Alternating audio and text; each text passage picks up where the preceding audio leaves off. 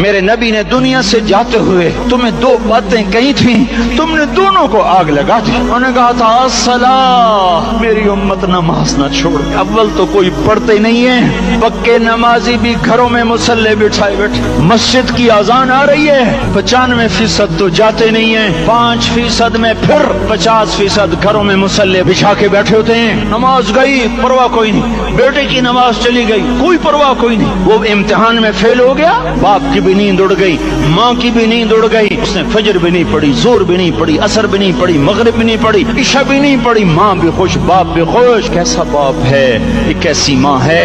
تمہارے نبی نے جاتے ہوئے کہا تھا الصلاۃ، نماز نہ چھوڑنا۔ یا علی یا علی یا علی یا علی یا علی تیرے جیون سدا بس میں مولا تیرے